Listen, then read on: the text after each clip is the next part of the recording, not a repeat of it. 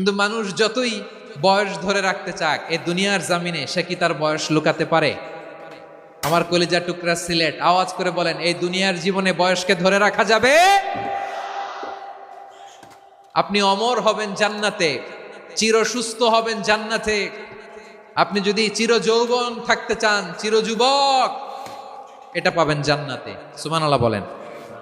ওই জান্নাতে আপনি যেতে চান তো? চান?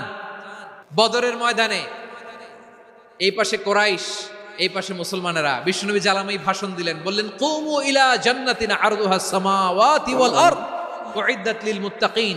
ও আমার সাহাবারা, ওই জান্নাতের দিকে ছোট, যেই জান্নাত আকাশ জমিন বিস্তৃত।